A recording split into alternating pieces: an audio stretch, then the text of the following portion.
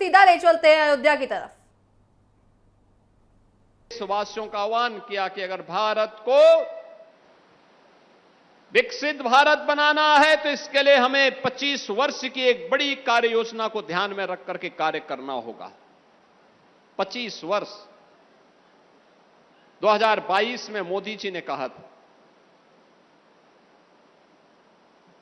इसके लिए आत्मनिर्भर और विकसित भारत के निर्माण के लिए कार्य करना होगा, लगना होगा, एक एक व्यक्ति को कार्य करना होगा। इसके लिए उन्होंने क्या कहा, पंच प्रण का संकल्प हर एक भारतीय को लेने के लिए आह्वान किया था। 5 प्रण। पहले गुलामी की मानसिकता को समाप्त करना, विरासत का सम्मान करना,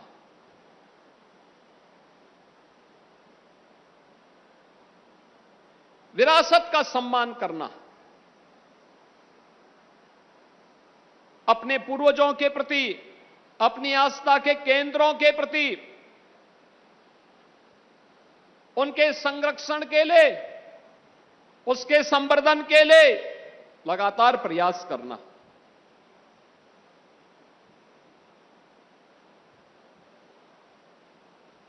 उसके मार्ग में जो बाधाएं हैं उनको दूर करना।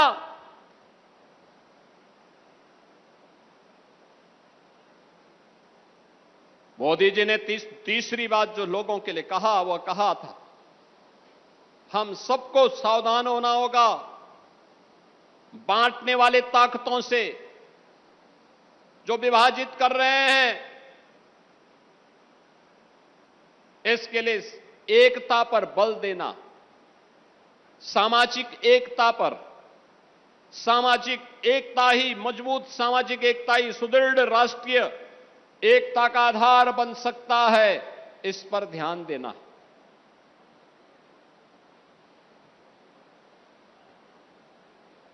मोदी जी ने कहा कि हमें देश की सीमाओं की रक्षा करने वाले और देश के अंदर सुरक्षा का वातावरण बनने वाले वर्दीधारी फौज के जवानों को और उन शहीदों के प्रति जिन्होंने देश के लिए अपना सब कुछ बलिदान कर दिया है, उनके प्रति श्रद्धा का भाव और सम्मान का भाव हमारे मन में होना चाहिए। आज हम वीरांगना झलकारी बाई का स्मरण कर रहे हैं इसलिए क्योंकि इस वीरांगना ने देश के लिए अपने आप को बलिदान किया। हम अवंतीबाई लोधी का स्मरण कर रहे हैं इसलिए क्योंकि इस वीरांगना ने देश के लिए अपने आप को बलिदान किया था। हम वीरांगना उदा देवी पासी का इसलिए स्मरण कर रहे हैं क्योंकि इस वीरांगना ने देश के लिए अपने आप को समर्पित किया।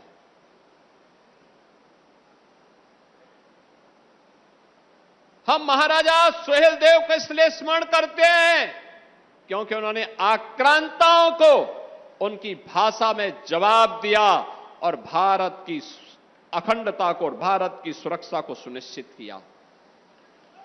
हम महाराजा बिजली पासी को इसलिए स्मरण करते हैं क्योंकि उन्होंने विदेशी आक्रांताओं का डटकर मुकाबला करके उन्हें उखाड़ने के लिए पूरी ताकत लगा करके उन्हें बाहर करने का काम किया। यही है अपने वीरों और वीरांगनाओं के प्रति, यूनिफॉर्मधारी फोर्स के प्रति सम्मान का भाव, श्रद्धा का भाव। हम चैन से सोते हैं तब जब हमारा सैनिक सीमाओं की रक्षा करता है, लगातार अपनी ड्यूटी का निर्वहन करता है, तब चैन की नींद हम सो पाते हैं, सुरक्षा के एक बेहतरीन वातावरण में विकास कर पाते हैं। और उसके लिए मोदी जी ने कहा कि यह कार्य हमें करना होगा। 5वीं बात जो उन्होंने कही वह कही थी, नागरिक कर्तव्य। जो जिस क्षेत्र में है वह अपने कर्तव्यों का निर्वहन करे, ईमानदारी पूर्वक निर्वहन करे। बहनों और भाइयों, हर व्यक्ति अगर अपने अपने क्षेत्र में अपने अपने दायित्वों का निर्वहन करने लग जाएगा, परिणाम आने में देर नहीं लगेगी। एक ग्राम प्रधान अपने ग्राम प्रधान के विकास के लिए, एक क्षेत्र पंचायत समिति का सदस्य अपने क्षेत्र पंचायत के विकास के लिए, एक जिला पंचायत अपने जिला पंचायत के लिए, एक नगर पालिका का पार्षद अपने वार्ड के लिए, चेयरमैन अपने नगर पंचायत के लिए, विधायक अपनी विधानसभा के लिए, सांसद अपने संसदीय क्षेत्र के लिए, एक शिक्षक अपने विद्यालय के लिए, एक छात्र अपने पाठ्यक्रम के लिए, एक व्यापारी विशुद्ध व्यापार के अपने कर्म को, एक अन्नदाता किसान अपने खेतीबाड़ी को, ये सभी अलग अलग क्षेत्र का व्यक्ति जिस क्षेत्र में रहता है उस क्षेत्र में कार्य करने लग जाए, ईमानदारी पूर्वक कार्य करने लग जाए, परिणाम आने में देर नहीं लगेगी। हमने पिछले 9 वर्ष के अंदर प्रधानमंत्री मोदी जी के मार्गदर्शन में उत्तर प्रदेश में जो ये प्रगति की है, ये प्रगति उसी का परिणाम है, सामूहिकता का परिणाम है, सबके सामूहिक प्रयास का परिणाम है। आज उसके रिजल्ट दिखाई दे रहे हैं। जिस उत्तर प्रदेश को लोग आज से 10 वर्ष पहले बीमारू कहते थे, जिस उत्तर प्रदेश के नाम पर कोई पहचान नहीं थी, जहां के नौजवान को नौकरी नहीं मिलती थी, जिस उत्तर प्रदेश का अन्नदाता किसान आत्महत्या करने के लिए मजबूर होता था, जहां पर बेटी और व्यापारी सुरक्षित नहीं थी, उत्सव के पहले जिस उत्तर प्रदेश में उपद्रव हो जाता था, आज वो उत्तर प्रदेश अपनी शानदार यात्रा को लेकर के चल रहा है। अब देश के अंदर बीमारू राज्य नहीं, भारत की अर्थव्यवस्था का एक ब्रेक थ्रू बनकर के ग्रोथ इंजन के रूप में अपनी भूमिका का निर्वहन कर रहा है। अब यूपी के हमारे नौजवानों के सामने पहचान का संकट नहीं है। स्वागत है टीवी 7 भारत में, मैं हूं आपके साथ ऋतिका आवाना। उत्तर प्रदेश में दलितों पर अत्याचार के मुद्दे को लेकर राजनीतिक माहौल एक बार फिर गर्म हुआ। समाजवादी पार्टी के अध्यक्ष अखिलेश यादव द्वारा राज्य की कानून व्यवस्था और दलित सुरक्षा पर उठाए गए सवालों के बाद प्रदेश आपने मोदी जी पर विश्वास किया, राजभर ने तीखा पलटवार किया है। दोनों कमल के फूल पर आपने इस मुद्दे को राजनीतिक बहस के केंद्र में ला दिया है। बात की शुरुआत उस समय हुई जब अखिलेश यादव ने एक प्रेस कॉन्फ्रेंस में दावा किया कि उत्तर प्रदेश दलितों पर अत्याचार के मामलों में देश में शीर्ष राज्यों में शामिल है। उन्होंने भी आरोप लगाया कि मुख्यमंत्री के गृह क्षेत्र गोरखपुर एक नए उत्तर प्रदेश के रूप में मिल रहा है, मामले चिंताजनक स्तर पर है। एक नई अयोध्या के रूप में मिल रहा है, पुलिस रिकॉर्ड और अपराध संबंधित आंकड़ों का हवाला देते हुए राज्य सरकार की कार्यशैली पर सवाल उठाए हैं। इन आरोपों का जवाब देते हुए ओम प्रकाश राजभर ने कहा है आपने रामचंद्र यादव को विधायक बनाया, मैं 2017 में भी आया था, समाजवादी पार्टी के समर्थकों की है। उन्होंने दावा किया 2022 में भी आया था। विभिन्न जिलों के आंकड़े इस बात की पुष्टि करते हैं कि राजभर ने आरोप ये भी लगाया कि सपा के नेतृत्व केवल सरकार को राजनीति कर रहा है, बल्कि उस अपने संबंधों की कामाख्या धाम नगर पंचायत बन गया। राजभर ने विशेष रूप से ये तो ग्राम पंचायत थी, उल्लेख करते हुए कहा कि नगर पंचायत बन गई। दलित उत्पीड़न के मामलों में बड़ी संख्या में आरोप यादव साथ ही मुस्लिम समुदाय को जुटे पाए रहे हैं। साथ ही आपको बताएं उनका तर्क था कि अपराध के मामलों का सामने आना इस बात की संकेत है कि कितनी शानदार विवाह मंडप बना है, कानूनी प्रक्रिया अपनाई जा रही है। उन्होंने ये भी कहा कि कोई सार्वजनिक कार्यक्रम हो, कोई मांगलिक कार्यक्रम हो, यह पूरा विवाद केवल अपराध के आंकड़ों तक यहाँ पर कोई भी व्यक्ति आकर के कार्यक्रम कर सकता है। उत्तर प्रदेश में दलित पिछड़ा और वंचित वर्ग जैसी सुविधाएं दी गई हैं के लिए महत्वपूर्ण वोट बैंक रहा है। ऐसे में दलित आप सुरक्षा और सामाजिक न्याय जैसे ये जो सड़कों का जाल है या राजनीति में अहम, ये जो स्वास्थ्य केंद्र बन रहे हैं कि देखिए आपको बताया जो स्कूली केंद्र बन रहे हैं, अपनी अपनी स्थिति, गरीबों के लिए मकान बन रहे हैं, हर गरीब के घर में शौचालय बन रहे हैं, हर गरीब को फ्री में राशन का लाभ मिल रहा है। है। वहीं ये भाजपा डबल और इंजन उसके सरकार की सहयोगी दल ताकत दावा है। करते हैं कि वर्तमान सरकार में अपराध के खिलाफ सख्त कार्रवाई हो रही है, कानून का राज स्थापित जिन लोगों हुआ। ने ओम प्रकाश राजभर 2017 के पहले शासन किया था, माना जा रहा है, जिसमें विपक्ष के आखिर आरोपों उन का लोगों जवाब ने देने के कामाख्या साथ धाम साथ को दलित नगर और पंचायत पिछड़े क्यों वर्ग नहीं के बनाया? बीच सरकार की छवि मजबूत करने की कोशिश दिखाई गई है। क्यों नहीं उन्होंने राजनीतिक विवाह विश्लेषक मानते मंडपम हैं कि बनाया? आने वाले समय में ये मुद्दा और अधिक क्यों चर्चा सड़कें में नहीं हो सकता बनाई? है। उत्तर प्रदेश की राजनीति में सामाजिक न्याय, दलित अधिकार और कानून व्यवस्था हमेशा से क्यों उन्होंने बड़े चुनावी मुद्दे रहे हैं। इसलिए सत्तारूढ़ पीएम गठबंधन सूर्य घर और मुफ्त विपक्ष बिजली दोनों इन योजना में विपक्षों सोलर देखिए पैनल विषयों पर गरीबों को लेकर उपलब्ध लगातार करवाए। आक्रामक रुख अपनाता नजर क्यों आया है। गरीब कुल मिलाकर को देखिए राशन दलित नहीं मिल अत्याचार पाता के मुद्दों था। पर शुरू हुए बहस अब राजनीतिक आरोप उन प्रत्यारोप लोगों के में रूप संवेदना नहीं ले थी, चुकी है। इच्छा एक और शक्ति भी विपक्ष नहीं थी, सरकार कर की भी नहीं नीतियों सकते और थे। कानून व्यवस्था पर सवाल उठा उनके रही है, लिए तो दूसरी आपका ओर कोई मायने आपको बताएं नहीं, सरकार उनके उसकी लिए तो सहयोगी दल केवल विपक्ष के अपना आरोपों को परिवार ही राजनीतिक सब कुछ है। प्रचार नौकरी बता मिलेगी रहा तो है। उनके आने वाले खानदान दिनों को, में ये मुद्दा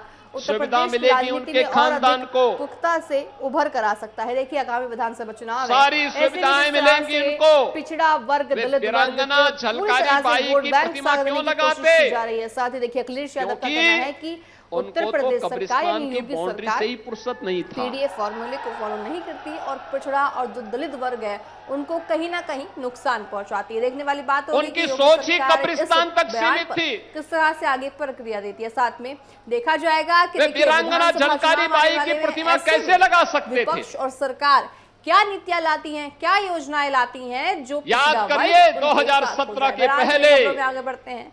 महाराष्ट्र की राजनीति में जब शिवसेना मैंने यहाँ का 60वां उत्साह स्थापना देखा, दिवस इस बार केवल एक संगठनात्मक उत्सव नहीं, कितना बल्कि उत्साह, राजनीतिक कितनी स्फूर्ति, ताकत, इतनी भीषण जनसमर्थन गर्मी में और भी विरासत की बाहर लड़ाई का टेम्परेचर बड़ा मंच 45 माना डिग्री जा से रहा है। ऊपर। शिवसेना के दो प्रमुख गुटों के नेता और मुख्यमंत्री तब भी एकनाथ नौजवानों शिंदे में और पूर्व हौसला, मुख्यमंत्री उद्धव उत्साह ठाकरे आज है। अलग अलग कार्यकर्ताओं क्योंकि अब कार्यक्रमों हम के जरिए नए भारत के नए उत्तर प्रदेश के वासी दोनों हैं। नेताओं की नजर न केवल पहचान अपने के संकट समर्थकों के लिए पर है, मोहताज बल्कि नहीं। महाराष्ट्र की राजनीति अब देश को और ये दुनिया के अंदर संदेश जहां देने पर कहीं भी जाते असली हैं, शिवसेना किसके साथ है। तो बहनों और शिवसेना में भाइयों, अब विभाजन हम के बाद अगर से बोल दें कि पार्टी यूपी के के हैं, पहचान, विचारधारा और नेतृत्व को और लेकर आपने कह संघर्ष दिया जारी कि है। अयोध्या एकनाथ के शिंदे हैं तो नेतृत्व वाला अगला गुट व्यक्ति खुद आपको को गले से बाला साहेब लपकने ठाकरे के लिए की उतावला विचारधारा दिखाई का देता असली है। वारिस बताता है, जबकि उद्धव ठाकरे उनकी पार्टी यानी इसी शिवसेना ये भी अयोध्या दावा के करती है कि नाम पर संगठन की मूल आत्मा और परंपरा हमारी पावन अयोध्या के नाम पर पक्षों जय के श्री राम कार्यक्रम का किसी नारा राजनीतिक लगाने पर ये पूरी तरह लाठी से गोली चलाते दिखा थे। रहे हैं कि आखिर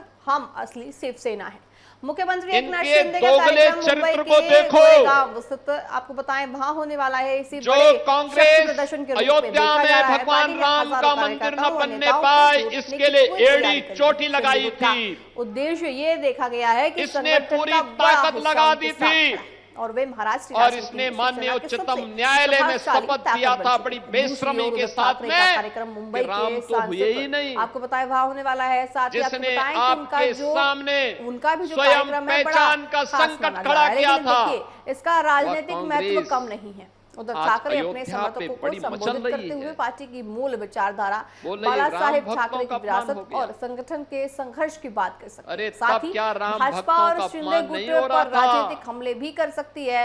इस जब पूरे आप कहते घटनाक्रम थे के बीच सुप्रीम ऑपरेशन कोर्ट में टाइगर आपके की नेता चर्चा ने एफिडेविट राजनीतिक देते माहौल थे को और इनकी ज्यादा गर्म सरकार कर दिया है। बेशर्मी के खबर है साथ कि उद्धव ठाकरे गुट के पत्र कुछ दाखिल सांसद करती शिंदे गुट थी, में कहती शामिल थी हो राम गए हुए हैं। ही ऐसे में नहीं। देखिए यदि ऐसा होता है और हो भी गया है तो उद्धव भगवान ठाकरे राम, के लिए बड़ा राजनीतिक जगन्नाथ झटका राम ये माना जा रहा है। वहीं शिंदे गुट को अपनी बढ़ती ताकत और पूरी तरह से देखिए श्री उनको राम के आगे यानी कि अस्तित्व पर उनको प्रश्न सपोर्ट खड़ा मिलता कर रही नजर आ थी रहा है। कांग्रेस। दोनों पक्षों ने अपने अपने तरीके से कार्यकर्ताओं को जोड़ने की कोशिश कर ली है। आज वो मचलती हुई शिवसेना दिखाई दे युवती ने रही है। सोशल मीडिया के माध्यम से भावनात्मक समाजवादी संदेश पार्टी, देकर बाला साहेब ठाकरे की विरासत और संगठन के संघर्ष देखो को तो इनका याद दोहरे किया है। चरित्र वहीं को। शिंदे गुट ने मुंबई भर में बड़े बड़े बैनर और पोस्टर लगाकर स्थापना कहती दिवस राम कार्यक्रम भक्तों को का जन अपमान आंदोलन जैसा स्वरूप देने की पूरा प्रयास किया है। राजनीतिक राम विशेषज्ञों भक्तों का का ये मानना है कि सेवकों ये पर स्थापना दिवस गोली आगामी चलाने स्थानीय निकाय और विधानसभा और चुनावों जय की श्री दिशा राम तय बोलने करने पर वाला लाठी संकेत भी भांजने माना वाले जा रहा है। लोग दोनों आज गुट अपने उपदेश अपने देने समर्थकों चले हैं, को ये उपदेश विश्वास देने चले हैं। दिलाना चाहते हैं कि भविष्य की राजनीति में वही शिवसेना की असली बहनों और भाइयों, पहचान है। इसीलिए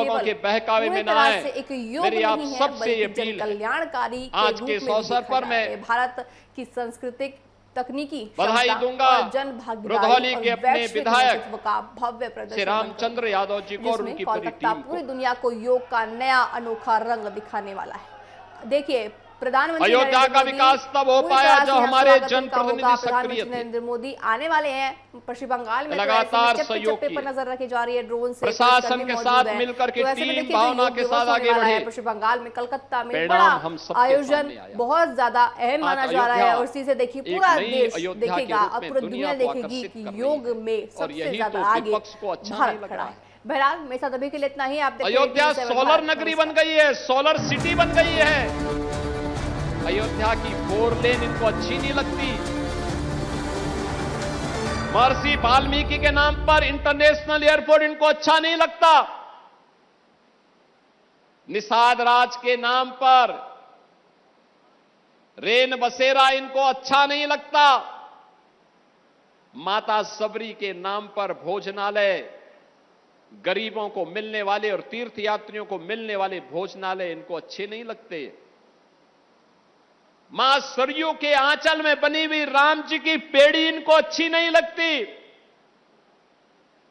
अब इनको पंचकोसी और 14 कोसी परिक्रमा के साथ ही 84 कोसी परिक्रमा का भव्य स्वरूप इनको अच्छा नहीं लगता है, क्योंकि ये तो राम विरोधी थे। ये लोग कैसे भगवान राम की पावन अयोध्या के इस भव्य स्वरूप को कैसे बर्दाश्त कर पाएंगे? ये लोग नहीं करेंगे। जिन लोगों ने अब तक अयोध्या में राम जन्मभूमि में दर्शन नहीं किया और जिन्होंने अपने विधायकों को भी अयोध्या धाम जाने से रोका, आपने देखा होगा रायबरेली ऊंचाहार के विधायक और वर्तमान में प्रदेश सरकार में मंत्री श्री मनोज पांडे जी ने जब समाजवादी पार्टी के विधायक के रूप में कहा कि अयोध्या में सभी विधायकों को दर्शन करने के लिए जाना चाहिए, हमने प्रस्ताव स्वीकार किया। अखिलेश यादव ने तुरंत रोक लगा दी, कहा नहीं अयोध्या में कोई दर्शन करने नहीं जाएगा, क्योंकि उनकी भक्ति राम पर नहीं थी, वे तो बाबर को मानने वाले लोग हैं, वो बाबर की पूजा करने वाले लोग हैं। कैसे? और उन्होंने मनोज पांडे को धिक्कार करके बाहर कर दिया। आज मनोज पांडे हमारी सरकार में मंत्री हैं, एक वरिष्ठ नेता के रूप में उन्होंने काम किया, लेकिन समाजवादी पार्टी ने उनका अपमान किया। प्रभु राम का स्मरण करने पर उनको वहां से दुत्कारने का काम किया था। आज वे प्रदेश सरकार में मंत्री के रूप में अपनी सेवाएं दे रहे हैं। बहनों और भाइयों, ये लोग कभी अयोध्या नहीं आए, अयोध्या से इनको परहेज है, लेकिन अयोध्या को बदनाम करने की नियति से ये लोग किस किस प्रकार का बाना उड़ेंगे इसको देखते रहिए। और यही अपील करने के लिए आज मैं आपके पास आया हूं। आज यहां पर इतनी परियोजनाएं, 126 परियोजनाएं एक विधानसभा की, एक ही विधानसभा में 126 परियोजनाओं का हम लोकार्पण और शिलान्यास कर रहे हैं। और अभी तो अयोध्या की कार्य योजना और बनने जा रही है, उस कार्य योजना में रुधौली भी है। ये सभी परियोजनाएं आएंगी तो अयोध्या, रुधौली तो एकदम अयोध्या के नजदीक होने का लाभ तो ले ही रहा है। मां सरयू और मां यहां पे गोमती नदी के बीच में इतनी पवित्र स्थल, इन सब के विकास को एक नई ऊंचाई तक पहुंचाने का काम है डबल इंजन सरकार करेगी। आप सबको मैं आश्वस्त करने के लिए आया हूं, लेकिन मैं इस बात को मानता हूं, हमारे सभी विधायकगण जो भी मेहनत कर पा रहे हैं, जो भी प्रयास करके ला पा रहे हैं, ये मेहनत उनकी है, लेकिन श्रेय आपको है, क्योंकि आपने उनको चुन करके भेजा है। और जब सही फैसला करते हैं तो परिणाम भी सही आता है, अच्छा काम का अच्छा नतीजा आ जाता है। और उसी अच्छे काम के नतीजे को ध्यान में रख करके हम सब आगे बढ़ेंगे, निरंतर आगे बढ़ेंगे। डबल इंजन सरकार इसी प्रतिबद्धता के साथ आप सबके लिए, आप सबका आह्वान करेगी कि हम सभी मिल करके डबल इंजन की भाजपा सरकार को और ताकत दें, जिससे वह आपको और आने वाली पीढ़ी के भविष्य को उज्जवल बनाने के लिए अपना प्राणपण से कार्य कर सके। इसी विश्वास के साथ मैं आज इन सभी परियोजनाओं को रुधौली की जनता जनार्दन को समर्पित करता हूं। आप सबके प्रति अपनी शुभकामनाएं देता हूं। और मैंने यहां मां कामाख्या के इस पवित्र धाम को देखा है। हमने महसूस किया यहां विकास होना चाहिए, धाम को स्वरूप अच्छा आना चाहिए। मैं विधायक जी से इसका प्रस्ताव मांगूंगा और उस प्रस्ताव को हम आगे बढ़ाएंगे। इस विश्वास के साथ आप सभी के प्रति मैं अपनी शुभकामनाएं देता हूं। मां कामाख्या से प्रार्थना करता हूं कि इस क्षेत्र में खुशहाली लाएं, सुख और समृद्धि को आगे बढ़ाने में उनकी कृपा बनी रहे। इस विश्वास के साथ आप सबके प्रति मेरी मंगलमय शुभकामनाएं हैं। धन्यवाद। जय हिंद, जय जय।